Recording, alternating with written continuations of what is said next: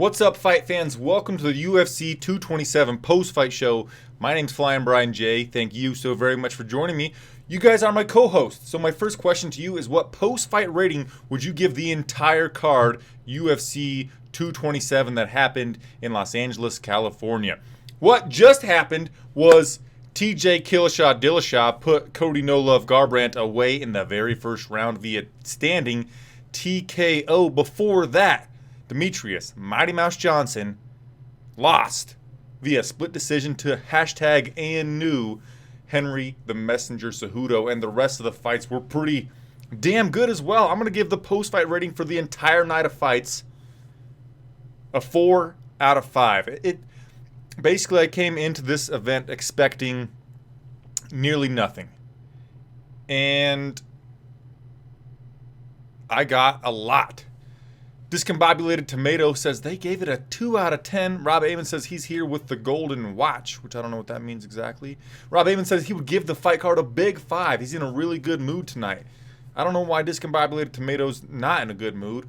And Ingmar Calzadilla says, why gonna out the fight? I don't know what that means exactly. But yeah, I'm sticking with a 4 out of 5. My pre-fight rating was a 2.4, so it just really exceeded it. Let's talk about what happened in the main event, then the co-main event, then the fight that happened before that, and then we'll get into our WTF of the card. So keep in mind what you would say was a what the fuck moment for this entire night of fights. Josh Sanchez gave it a 5 out of 5, baby. All right, maybe I'll give it a 5 too. It was really fucking fun. The main event, Cody No Love Garbrandt, he cracked TJ Dillashaw with a right hand, and it seemed to hurt TJ a little bit. So what did he do? He came forward with a wild technique, trying to go with the right hand again, but he didn't have his left blocking his face as he did that.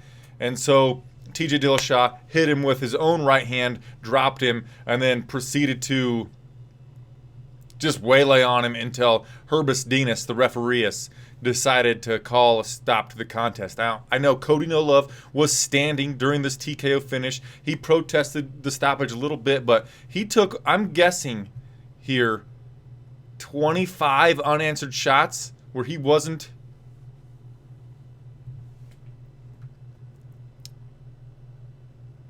defending them. Okay, so Camel K says, spoiler alert, I spoiled the fight. If you, and I know that Luke Thomas does this where he's like, if you don't want spoilers, you have 5, 4 to get the fuck out of here. I don't agree with his style of doing that, because if you click a link that says post-fight show, you gotta believe we're gonna talk about the fights that just happened. Do not click post-fight show if you don't want the results to the show, the fights that just happened. Just common sense. I'm not going to apologize for it. MMA Grant says, do you think the DJ fight was called correctly? We'll get to the co-main event, the flyweight title fight, in a second. But let's talk about the main event while we're here still. And then I'll tell you how I scored Henry Cejudo versus Demetrius Mighty Mouse Johnson. So after TJ closed the show on Cody again, the Naked Gambler on Twitter said that the same sequence that ended up getting Cody stopped in the first fight, he did it on 3 consecutive times in this one, and that's what got him stopped again. So he's not showing very much fight IQ. And yeah. But one weird thing was, so Joe Rogan, John Anik, and Daniel Cormier, love all those guys. They were talking about, is TJ Dillashaw the greatest bantamweight of all time? And I don't agree with that. I mean, he's got 1 consecutive title defense now since he took the belt from Cody Garbrandt. He had some title defenses after he took the belt from Renan Barão. But he lost to Dominic Cruz before Dominic Cruz lost to Cody Garbrandt. If you want to be able to call him the greatest of all time, I feel like he needs to beat Dominic Cruz. I just feel like it's premature. I think that the mixed martial arts world as a whole, do you agree with me, guys, in my next statement? Josh, I'm asking you particularly, Jeff Parker, Discombobulated Tomato. Do you think that we overuse the term GOAT Oh, this guy's the GOAT. That guy's the GOAT. Fucking, we're Oprah out here. Yeah, everybody's the GOAT. You get a GOAT. You get a GOAT. You get a GOAT. You get a fainting GOAT. Don't scare it. It'll pass out. I just, like, okay, we throw that out way too much. But what's next for TJ Dillashaw after knocking out his former teammate the second time in a row? As Rob Amon says, Dillashaw should fight Magic Marlon Moraes. I love that idea. I love that fight. I also would like to see Dominick Cruz fight TJ Dillashaw. Maybe TJ could beat Dom Cruz and then, maybe solidify himself as the greatest bantamweight of all time. Yeah, Josh agrees with me. Thank goodness. It's just fucking like everybody's the go. It's not just mixed martial arts. I think it's all sports. We want to throw around. There's goats all over the place. Can't we just appreciate each champion as a champion, not compare them to legions of other fighters from different eras and stuff like that? I just think beep. Rob Amon says that Cruz is retired. Right. Yeah, Josh. But Marlon Moraes versus, especially coming off that head kick knockout of Jimmy Altero Rivera. Fuck, man. That'd be such a fun fight with him and TJ Dillashaw. I would also like for TJ Dillashaw to fight Dominick Cruz again. Whatever. It was a fantastic performance. I think he's going to get a post-fight bonus, an extra $50,000. But let's talk about the co-main event of the evening, as I forget who wanted me to do that a little bit ago. Dave Kula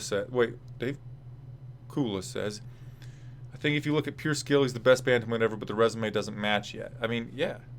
The sport is not evolving, but it's changing, and we're getting people that have trained in martial arts and mixed martial arts since they were teenagers. Where back in the day, people used to just train karate until they were like 25, and then were like, oh, I'm going to fight now. This is a completely different era of fighter, so people are becoming more well-rounded. Their skill sets are different than they used to be, and things like that. So, anywho, you can't compare fighters from era to era. It's like comparing Michael Jordan and LeBron James. Let's stop it. Let's just appreciate them for what they were. Kids that are 11 years old now are always going to think that LeBron James is better than Michael Jordan because they didn't watch Michael Jordan in his prime. They didn't actually experience the basketball games that Michael Jordan was in at that time. It's like people that say they're glad they didn't purchase a pay-per-view when the fight was only like 50 seconds long. Or like this main event here where it was stopped fucking very early on in the first round, this main event, wasn't it? What was the official time? 46 seconds to go in the first round, I guess. Okay, so about 4 minutes and 14 seconds into the fight, it was stopped. And a lot of people say, well, I just watched the GIF or the Instagram video of the fight afterward, and I'm glad I didn't purchase the pay-per-view. It's completely different, man. Experiencing the sport, whatever it is, an event, at the time that it happens, it's important to like experience it as it happens so you can get that butt-puckering, heart-pounding feeling that you get from watching sporting events. And so I think that, different eras, different fighters, you can't really compare them because, one, they're never going to fight each other, like comparing The Flash and Batman. Well, I think The Flash would win. My cousin thinks Batman would win, but nonetheless. John M. Faber's career is still better than TJ's, given the time TJ may surpass Faber, but not yet. Joe Wright says, I agree that Dillashaw needs to defend against Cruz before GOAT talk. Absolutely. But okay, what's next for TJ Dillashaw? Josh Sand says, you must experience the spectacle to really appreciate it. And I think you must experience it in real time, or as close to real time as you can possibly get. Like, my stream's always 45 seconds behind. Doesn't matter. It's in real time for me without any spoilers. So, MMA Grant, has Sun Sao earned the next title shot as he has 4 consecutive wins, or should it go to Cruz? I think it should go Cruz first and then Marlon Moraes. And unfortunately, Sun Sao's down there a ways because TJ recently defeated Sun Sao, and so he's in the back of the line, sort of at the top of it. But what's next for TJ? It could be Marlon Moraes, could be Dominick Cruz, it could be Henry the Messenger Cejudo because he defeated Demetrius Mighty Mouse Johnson in the co-main event via split decision. I saw a ton of people talking about robbery. I even got a DM from guy that works for another website asking me if I could give what my score was and a small explanation, because he's going to try to capitalize on this kind of drama about the main event scoring being controversial. And he just messaged me and he had it 48-47 for Demetrius Mighty Mouse Johnson. I scored the fight 48-47 for Henry the Messenger Cejudo, and it comes down to the swing round, which I believe was the second stanza of this bout. And if we just look at the stats, total strikes landed 30 for Demetrius Johnson, 15 for Cejudo, significant strikes 14 for Johnson, 10 for Cejudo. The entire fight, Cejudo's strikes seemed to be, at least the punches, they had a lot more pop to them than Johnson's did. And Cejudo was the much larger man inside of that cage. And then toward the end of the round, Cejudo secured a takedown, and he had a minute 16 of top control time toward the end of the round. And like when I score fights, I'm trying to think of what are the actual judges going to score it. Like, it's not just my score. I'm trying to predict what the judges score. Because my score, I don't really fucking care about my score. I could score it 50-9 or something, you know? It's a 10-point must. So the winner must get 10. The loser of the round gets 9 or less. So I could go fucking 50-5 if I really wanted. My score doesn't fucking mean beans. Sorry for cursing so much. Because whatever I score it is not going to influence the actual bout. So what I try to do is predict what the judges gave it. And with Cejudo getting the top control for over a minute at the end of the round, I thought that's going to be the lasting effect in their mind, and Cejudo's going to get that round awarded to him. I don't think that what Johnson did prior to that takedown and control was enough to, it wasn't substantial enough to nullify that later on control by Cejudo. So I gave round 2 to Cejudo, and I ended up giving him 2, 4, and 5. And 5 was maybe the most definitive round for him, because he did have 2 takedowns and even less top control. And the strikes were 19-19, but then the 2 takedowns, and there you have it. In this bout, there were some really cool things that happened. And at the very beginning, Cejudo ate a calf kick from Johnson that made his lower leg like just go all, it went on the fritz, and he couldn't walk for a second. And I was seeing shades of Jamie Varner and James Krause from 2014, or Michael Chandler, I believe it was, against, I forget against who.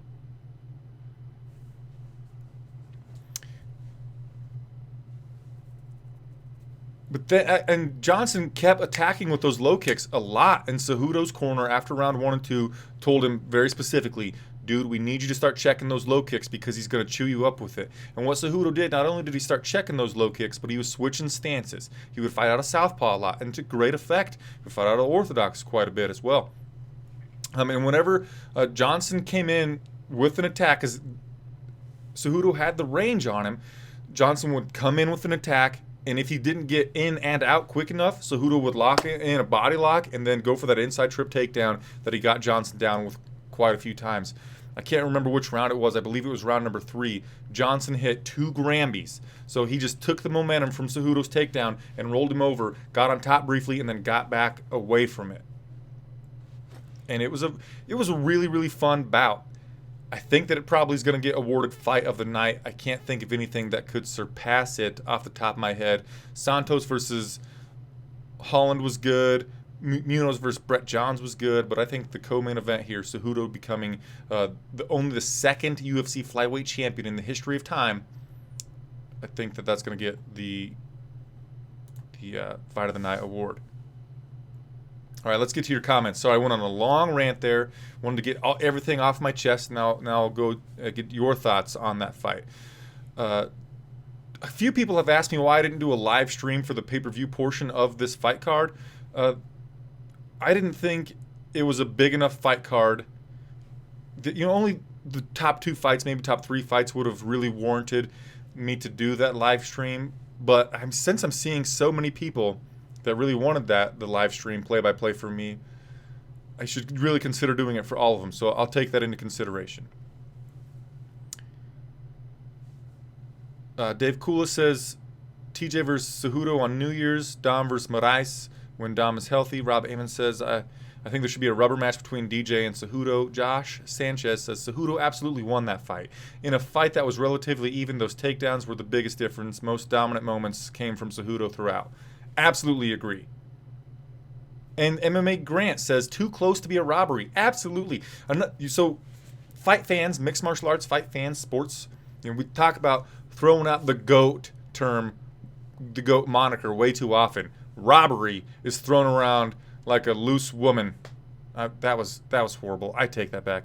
They're thrown around like candy at a parade. Just too many of them. It was a super close fight. You cannot call it a robbery. But to go on with MMA Grant's comment, he gave it to DJ. Split decision was so close. I just think that you have to definitively beat the champ to become the champ. Yeah, and I thought about that while they were reading the scores. Yeah, but that right there gives me reason to believe that they should do the rubber match like immediately. And people often talk about Demetrius Johnson's fights are not that fun, and they talk about he's a boring champion and everything. This fight was hella exciting. Not Demetrius. Daniel Cormier was talking about how his heart was just racing after watching that fight and after the post-fight speeches, where in the post-fight speech, Henry Cejudo called out the winner of Dillashaw versus Garbrandt, and we'll get to that if we're going to actually match him up with that. And then after he talked to Joe Rogan, then Demetrius Johnson got on the microphone and was hella humble. Said he wasn't surprised by anything. He said hats off to Cejudo, and after this, he's just going to go home and love his family, play video games, and he's got a third kid on the way. Hella humble post-fight interview by Demetrius Johnson. The Sky on Fire says, wow, title fights delivered big time. Worth staying awake until 6 a.m. Insane sport. He must be from the UK or Europe. So, yeah, man. I think the top 2-3 fights were well worth staying awake until 6 a.m. if I were you. It's 12:30 my time, but that's a different story.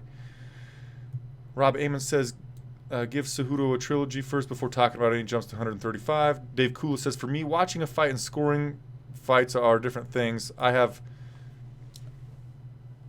to mouse ahead, but he had the mouse ahead, but my concern wasn't the judges would get it wrong. It's that I was wrong. Yeah. Cejudo won with his grappling. Josh Sanchez says, I hope to do Cejudo 3 as the headliner of a fight night or ESPN Plus event in Mexico City. Good idea. Dos de Guzman says, should TJ fight Dom Cruz or Henry? We've already been over that. I think TJ should fight Cruz or Marlon Moraes. Guy McDaniel. Oh, he depends on my stream. Shoot, sorry, man. Yeah. MMA Grant. If there were a rubber match, I think I should come before he moves up. He thinks the rubber match should come before he moves up a weight class. Keep the division moving forward. If he wants to move up, vacate.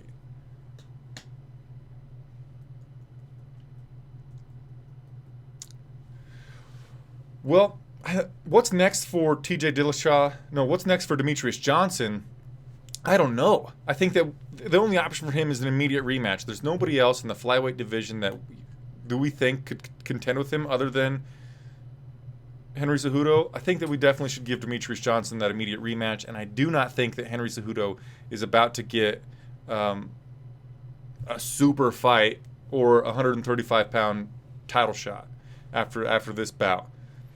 As we've been saying, you have to kill the king to be able to become the king. He split decision the king. He didn't kill him. So I think what we do for both Demetrius Johnson and Henry Cejudo, they fight each other again. As Josh said, maybe the headliner of a ESPN Plus event in 2019. And yeah, we already talked about what's next for Cejudo. Let's talk about, unless you guys want to keep talking about the main event, you got questions about it, we can keep rolling on that. I think I scrolled all the way down, so we're on the new comments. Yeah. Let's talk about Renato Moicano finishing Cub Swanson with the rear naked choke at 4:15 of round number 1. Then we're going to get into some WTFs of the card. This bout was kind of, before the finishing sequence happened, it was kind of a typical Renato Moicano versus Cub Swanson type of fight. Or it's a typical Renato Moicano fight because he's the longer guy. He's got sharp, straight punches that keeps these older kind of powerful punchers, but they have more looping shots, like Cub Swanson. Keeps them at bay with movement and his long strikes. And what started the beginning of the end was Renato hit Cub Swanson square in the face with a very sharp jab. It reminded me of when Donald the Cowboy Cerrone put Edson Barbosa down before finishing him with a rear naked choke, I believe. Very similar. Put him down, got on top of Cub Swanson. Swanson gave up the back. He wasn't even under the chin. He was across the chin. He wasn't under the chin. He was across the chin, across the face, and was able to get Cub Swanson to submit. Rob Amon says Cub Swanson should mull retirement. And if you listen to interviews with, I believe, MMA junkie John Morgan on the MMA Roadshow, he had an interview with Cub Swanson, and he was asked him questions like, how do you feel about the UFC putting you against these younger guys? And Cub's like, yeah, I guess I'm kind of relegated myself to understanding that I'm in the gatekeeper position, and I'm not even thinking about ever getting a title shot again.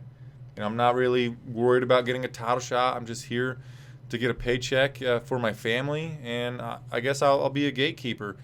And just based on his interview, you should have thought to yourself, yeah, lay the fucking house on Renato Moicano, because Cub Swanson's heart's just not in it. So what's next for him? Perhaps retirement. He's on a 3-fight losing streak, but they're two killers, some really good fighters, right? So this one against Renato, the one before that against Frankie Edgar, and before that against Brian Ortega. All three of those guys are like top 5, so no harm in that. Maybe not retirement. Maybe we give him another guy on the level of like Artem Lobov. But even fighting those lower kind of tier fighters, Cub Swanson has not finished a fight since 2013. He had 4 decisions in a row in 2016, early 2017, but he has not won a fight via stoppage since 2013 against Dennis Seaver. Yikes. What's next for Renato Moicano? Josh Sanchez is nailing it right now. He said Chad Mendes versus Renato Moicano, and I think that's a fantastic fight. I either thought Chad Mendes or Jose Aldo, because we don't really know what to do with Jose Aldo either. I mean, he's beat almost everybody. He's not going to get a title shot. Perhaps I said Aldo, after beating Stevens with that ripping left hook to the liver, should fight Anthony Pettis at 155 pounds, so that's an option. I thought that Jose Aldo versus Renato Moicano makes a lot of sense. Chad Mendes versus Moicano makes a lot of sense. And also, I saw some people saying to give Moicano the winner of Zabit Magomedsharipov versus Yair El Pantera Rodriguez. I don't like that. I think that Moicano is like at least one notch above Zabit and Yair, and I just don't like. I don't think that Moicano needs to step that far down. So either the former champ Aldo or Mendes. MMA Grant says Cub was so awkward when he lost, and Renato bowing down to him. Mad respect. Dave Kula says, I don't think Cub should retire, but definitely should move down the competition ladder, like really far down. I think Rob Amon suggests that maybe Swanson should fight the loser of Rodriguez versus Zabit. I think that's going to be Rodriguez. So perhaps, maybe even further down. Just give this guy fun fights. Give him showcase fights on the prelims of something. But I don't think we can expect too much. Yeah, damn right, Josh. Josh says that we're both on Moicano versus Mendes and Aldo versus Pettis. I like that. I like those two fights a lot. But let's get into some WTFs of the card. I've got some written down. I'm just going to spit mine out there to you. And as I'm doing that, you guys get ready to tell me what yours were.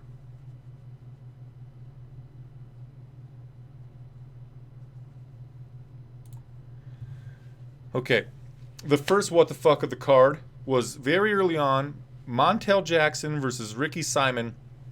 As Montel Jackson was making his way to the octagon, John Anik informed us that Montel Jackson met Francis Ngannou this week, and they put their hands like this on each other.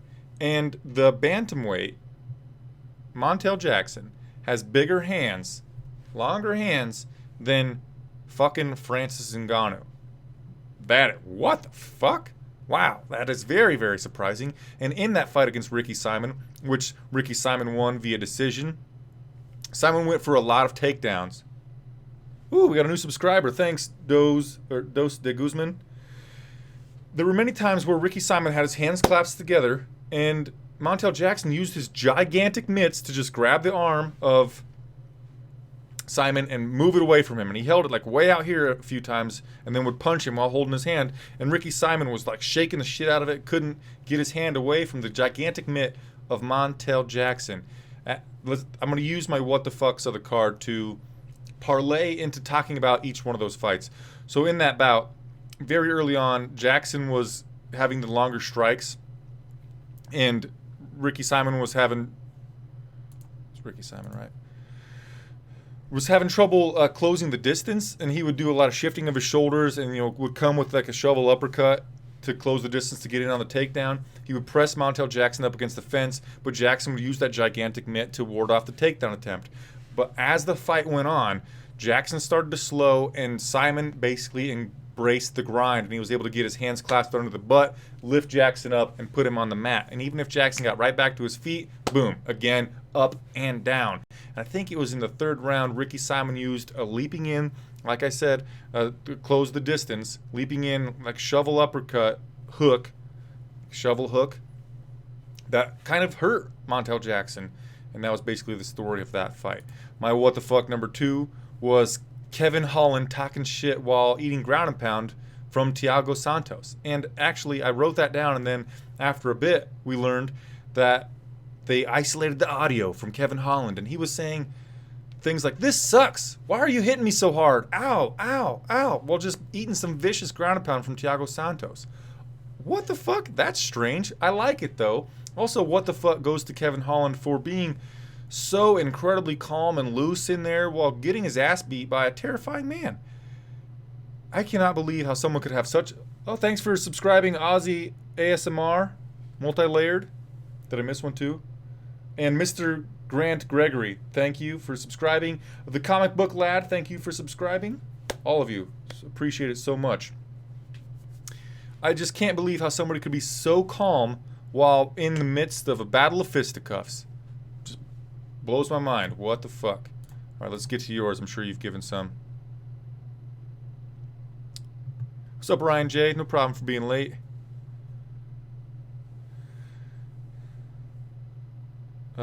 Dave Kula's what the fuck the card goes to JJ Aldrich versus Polyana Viana being on the main card. Yeah. That kind of gets a what the fuck, yeah. Definitely. Dos de Guzman says the Holland fight was interesting. We talked about that. Well, I didn't talk about...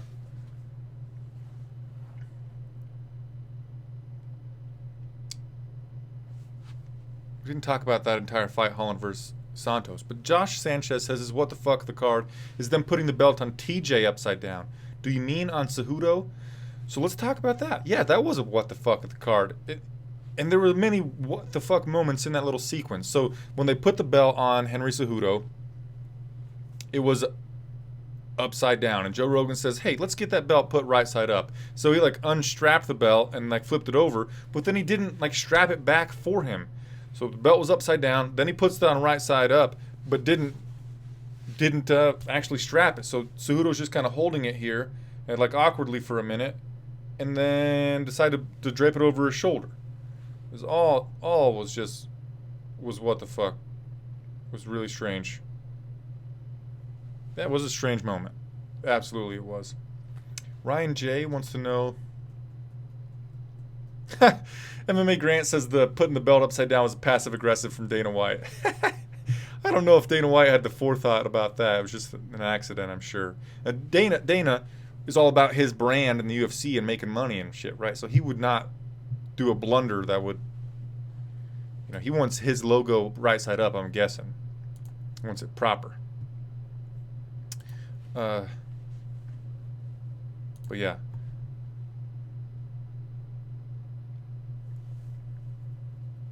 What's next for Thiago Marreta Santos, a top 10 opponent? Okay, I wrote this down. So in the post-fight interview after defeating Kevin Holland, where in that bout, it was pretty even on the feet at times.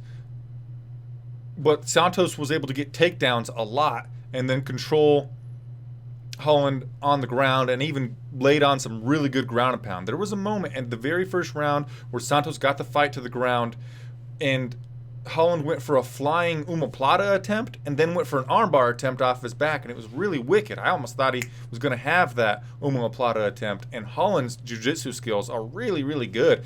Santos had him in multiple triangle choke attempts and couldn't lock it in because Holland, one, so relaxed, he was able to just squirm his way out of it. Very impressive, but basically the takedowns and the ground and pound got it done for Marreta Santos. In the post-fight interview, he said that he's going to stay ready.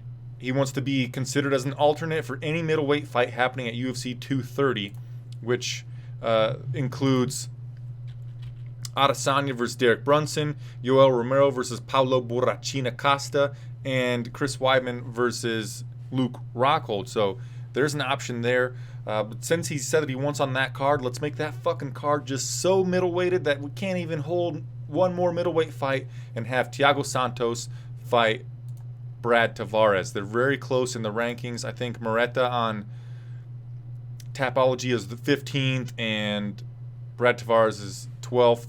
He's coming off of a loss to Adesanya. And I think that bout makes a lot of sense. Brad Tavares versus Thiago Santos. That's what I would like to see next. What do you think, guys? Any takers? Any feedback on that? Rob Amon says Santos versus Lyoto Machida, but can't do that because Lyoto Machida is in Bellator now. So, shoot. Oh, Wellsies. Let's keep on trucking down this card. So we've covered Santos versus Holland and Simon versus Jackson. So before Moicano versus Cub Swanson, somebody said that what the fuck the card was J.J. Aldrich versus Polyana Viana being on the main card there. This fight came down to Aldrich hit Viana with a lot of long punches that Viana just didn't defend. Aldrich would hit her with a jab to the face, a lot of those, and Viana would try to clinch, and she was doing kind of the thing like John Bones Jones did against Glover Teixeira, where she'd get the whizzer or the overhook and really try to wrench on the arm of Aldrich. And the fight even went to the ground a couple of times, and Joe Rogan and all the guys were like, holy shit, oh no, Viana's ground game is next level, y'all. But J.J. Aldrich trains on a daily basis. She's one of the primary training partners of Thug Rose Namajunas. Rose is phenomenal on the ground, so she's used to dealing with these high-level competitors, especially in that scenario. And I kind of tuned out a little bit for this fight because I agree. I don't like that it was on the main card.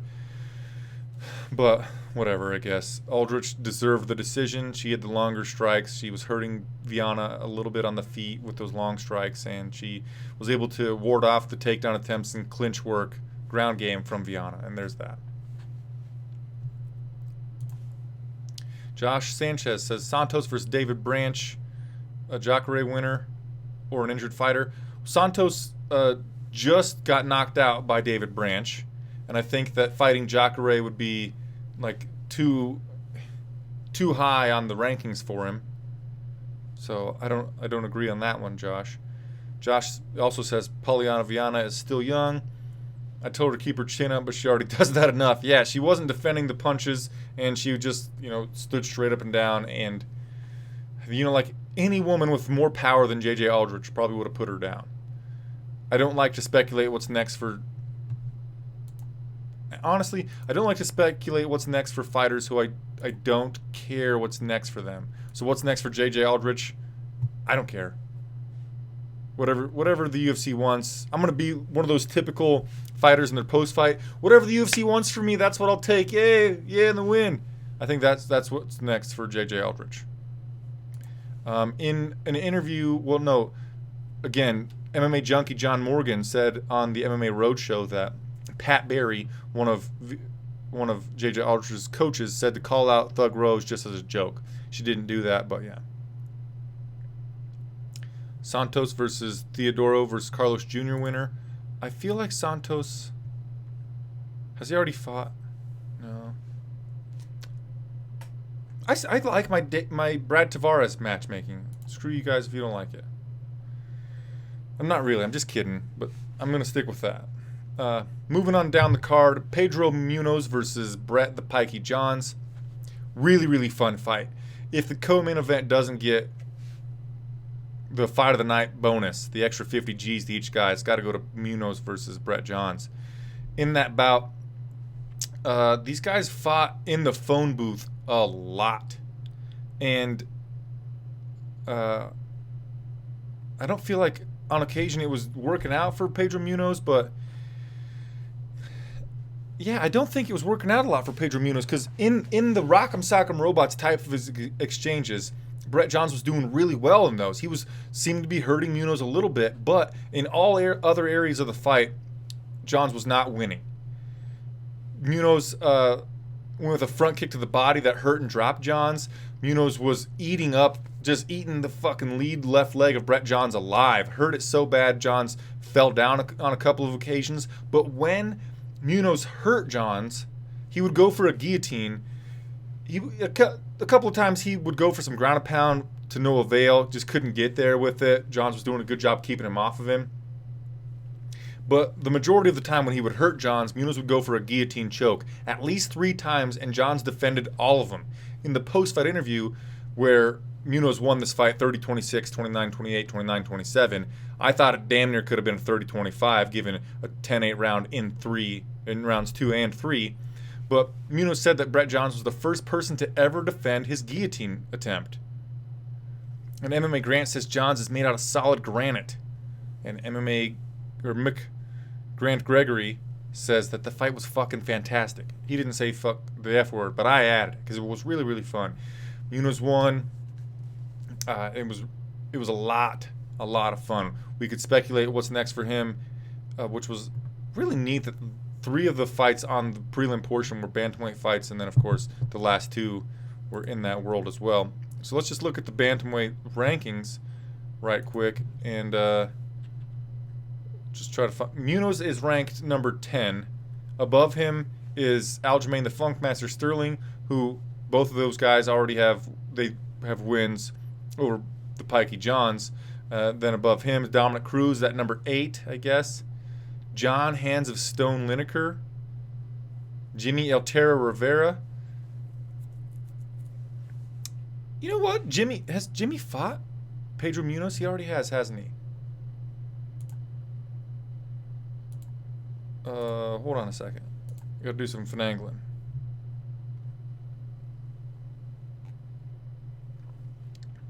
Yeah, Munoz lost a split decision to Jimmy Rivera back in 2015, so that's not an option. He just lost to John Dodson.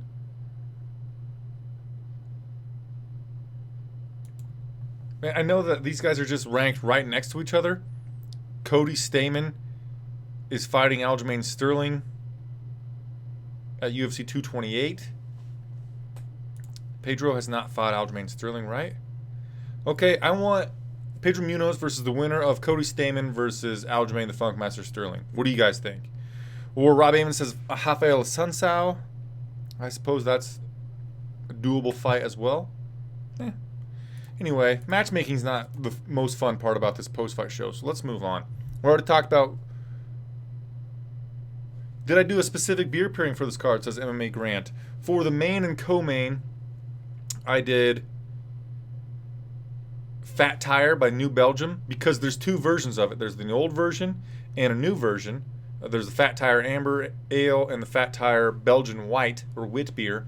So I paired those because the main and co-main were a fight but we've already seen, like the original Fat Tire. And then, new version, same name. Kind of like the rematches here. Then for the rest of the card, I went with BFD by Sierra Nevada, because it's a really plain beer. BFD stands for beer for drinking, or big fucking deal, if you ask me. And so like the rest of the card beyond the main and co-main, maybe Hanato Moicano versus Cub Swanson, I kind of didn't give a fuck about. So the rest of the fight card, just generic kind of like that beer right there. And Josh says a Sunsao versus Munoz. I like the wit beer more too, Grant, but I like wit beers, period. So I'm a huge fan of wit beers. I got one that I need to bottle tomorrow, a homebrewed one. Ricardo Ramos versus Young Ho Kang. Ramos won split decision 29-28, 28-29, 29-28. And this happened what seems like so long ago. I got to bring up my notes. Excuse me. Ramos, there was a point where Kang had some pretty good takedowns on Ramos in that fight. And there were times where Kang was like winning on my scorecard for the volume that he was throwing at Ramos. The first takedown that Kang hit, Ramos attempted a spinning back elbow that Kang just ducked under, grabbed the body lock, and got him to the ground. But Ramos got right back up. He spent no time on the canvas at all. Toward the beginning of the second round, Kang caught a kick from Ramos and then kicked his other leg out from under him and got the fight to the mat there. Kang was doing some good ground and pound from guard, but Ramos swam under for a leg lock attempt. He didn't get it, but he did reverse the position. And then on the feet, the more significant strikes and the more powerful flurries were coming from Ramos, and he would get Kang, or they were saying Kong, whatever, and would get Kong backed up to the fence and just unload on him. And he was like really leaving an impression in my mind that he was getting the victory. But yeah, Josh Sanchez gave the fight a big fucking deal. BFD. Oh, MMA Grant says the post-fight press conference is live, so we'll get close to wrapping up this post-fight show. And then tomorrow I'm going to do a commercial brew day with Thunderhead Brewing out of Kearney, Nebraska. It's going to be sweet. And before that fight, Matt Sales versus Shayman Moraes. Sales had a lot of trouble trying to take Moraes down, and that was kind of the story of the fight. Basically, Moraes was the more athletic person who was hitting with more thunder, with more power, and Sales had trouble trying to get the fight where he needed to be on the ground. The whole thing was talking about the guys in the broadcast booth were talking about Sales needed to take down. That would be his world. But every time Sales would go for a takedown attempt, he could not do it. Moraes went for a flying knee or a flying attack in the second round, and Sales caught it, went for a single leg, but still couldn't get the fight to the ground. Moraes was throwing a ton of hard shots. My favorite strike, like I don't know, I really like this combination. You know, ripping hook to the body and then like a wide right or an overhand right after that, and he was doing a lot of those that hit Sales. But what a lot of people on Twitter were kind of mad about was Moraes hit Sales with 3 eye pokes. And there was one, I believe it was in the second round, clearly an eye poke. The referee said it was a punch, keep fighting, and Sales had trouble like recovering from it. Who knows if that really affected the fight? I don't really care. MMA Grant Gregory and Mick Grant Gregory, excuse me, and MMA Grant says DJ broke his foot in the first round. So that's a interesting little tidbit. That's very fun because we thought that it was Henry Cejudo who had the ankle problem, but Johnson broke his foot in the first round. Anyway, let's continue on with this. Let's get the rest of these fights out of the way, and then we'll continue on. Jose Shorty Torres versus Alex Perez. I mean, I think that Torres should be 0-2 in the UFC now. He was really losing to Brooks last time out. But anyway, from the very start of the fight, Perez was just wiling out. Fucking the gas pedal was all the way to the floor. The pedal was to the metal, and he never let his foot off the gas.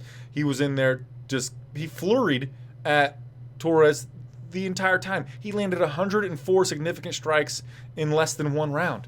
He got the TKO victory toward the end there, and like halfway through the round, it seemed like Perez was kind of slowing down, but then Perez landed a couple of stepping in elbows that cut Torres' face, and then he hurt him with a right hand after that, and then it seemed to just like rejuvenate him, and he picked the volume up again and got the TKO flurry. Torres does not have very good defense, and his head is ginormous, so it was an easy target for Alex Perez. And Alex Perez, coming off of Dana White's Tuesday Night Contender Series from last year's season, is now 3-0 in the UFC. Wow. Before that, Zhang Weili defeated Daniel Taylor. I didn't really watch that fight, so I'm not going to talk about it. Didn't take any notes, didn't really watch it. I'm sorry. And Marlon Chito Vera defeated Luigi Burin with a body punch and punches, says Wikipedia, TKO. there was in the second round, with 7 seconds to go in the second round, Vera was obviously the more dangerous fighter in the striking, but he was doing the thing, like I said, Demetrius Johnson, where he would really come in for a striking technique, for the combination. He would move forward a lot, but Burin would get in on the clinch and then work on some takedowns. And Vera kept doing it, throwing huge strikes, just like killer strikes, which resulted in him being clinched up a lot, and Burin would go for some takedowns. But with about a minute left to go in the second round, Vera attempted a flying knee, which Burin countered with a clinch, but Vera got double underhooks in that clinch and took Burin down with a body lock, inside trip takedown. That really turned the tide. And then when Burin got back to his feet, Vera ripped 2 left hooks to the body. The first one, as Daniel Cormier mentioned, was blocked by the arm of Burin. But then the next one, so he came at like a hook angle, but then the next one was like a shovel hook uppercut type of thing. Got right in the liver, dropped Burin, and got that TKO finish. Huge victory from Marlon Chito Vera. Came in on short notice. He was the biggest favorite on the card, though, and he got the damn thing done. And that covers all of the fights that all of them. We didn't talk about Zhang Weili versus Daniel Taylor. Basically, that fight was, I'll talk about it for a second. Weili was moving forward. She was hitting Taylor with the bigger strikes. Taylor would occasionally come in with like a jumping in left hook or an overhand right to close the distance, because she was at a severe range disadvantage to Weili. And there's that. Weili looked like a big strawweight, big, strong, tall. I mean, any fighter could look big next to Daniel Taylor, but Weili looks like she's decently sized for this weight division. Let's start talking about our post-fight bonuses. I believe they've probably already been given out by the UFC, so I will pull them up as you start to tell me which ones you would give out, and then I will tell you what mine were. I'm going to tell you what mine were before I find the real ones. Okay, so I'm going to give, if you get a TKO stoppage in the first round of a main event title fight, I feel like you're getting an extra $50,000. That's just kind of guaranteed. So 50 G's are going to TJ Dillashaw. Flyweight fight between Henry Cejudo and Demetrius Johnson, in my mind, was the fight of the night. Really exciting. It's butt-puckering, heart-racing type of action. Those guys are each getting $50,000. And Renato Moicano, first round submission over Cub Swanson. I think he's got to get $50,000. So there's like the 4 bonuses came in the top 3 fights for me, and I always give out one extra because I'm not actually giving anybody any money at all.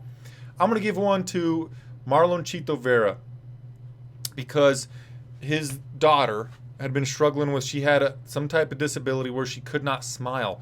Recently, they moved a muscle from a different part of her body, put it in her face so that she was able to smile. And just recently, Marlon Vera was able to see his daughter smile for the first time. That warms my heart. He got a fucking great finish, and I'm giving him an extra $50,000. Let's check out what the real ones were.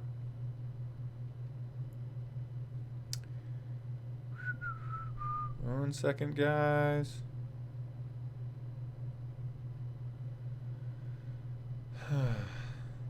Man, somebody's really filling my Twitter fucking feed up. Jackalopes.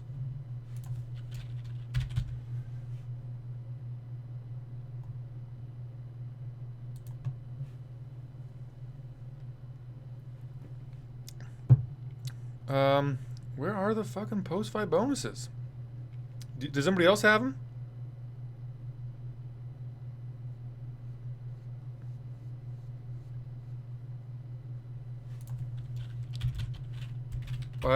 Geez, I have to stall because I can't find them.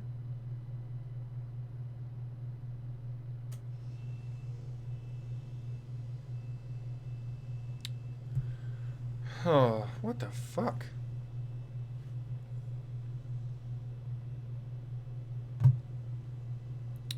Yeah, I can't find them. This is making me upset.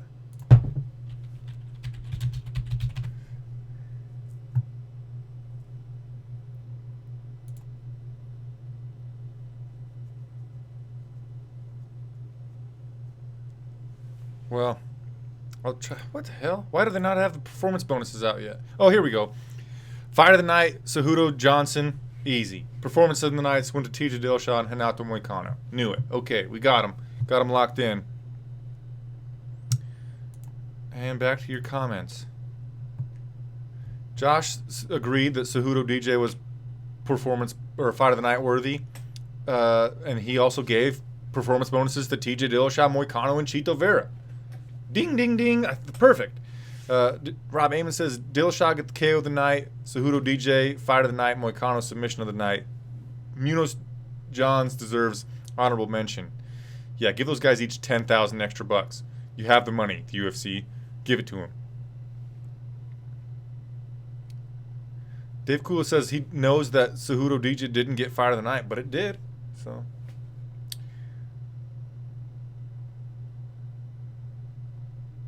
Huh.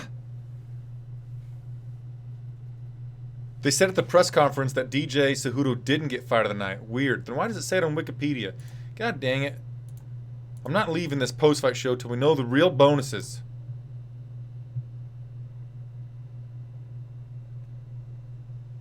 God damn it. This makes me upset.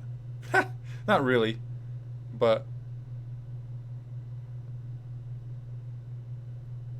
whatever. I can't. Why does Wikipedia say that? But Josh says Dana White hasn't been at the podium yet. I don't know. Follow me on Twitter at Flyin Brian J, and as soon as I know, I will tweet out the post-fight bonuses. What else do you guys want to talk about? The next UFC event is hashtag UFC Lincoln. Happens at the Pinnacle Bank Arena in Lincoln, Nebraska. I will fucking be there. I've said the F word a lot on this show tonight. I apologize. That's really unprofessional. But I will be there for UFC Lincoln, sitting in row 12, like directly on the cage. We got Justin the Highlight Gaethje versus James Vick. Love it. Main event. Featherweight fight before that, Michael the Menace Johnson versus Andre Touchy-Feely. Love that as well. Courtney Casey versus Angela Overkill Hill. I like it. Andrew Sanchez versus Mark Perez. Eric Anders versus Tim Williams. James Krause versus Warley Alves. Love that shit. John Moraga is going to get destroyed by Davison Figueiredo, which I love that too. Hani Yaya versus Luke Sanders. That's going to be fun grappling exchanges. I like this card a lot. I'm super excited about it. Joanne Calderwood's going to be there. I'm probably going to meet her and like hear her sweet little voice in person. Be a lot of fun. MMA Grant says Dana is here now. All right, let's check it out. Thanks for doing the simultaneous listening to me and them.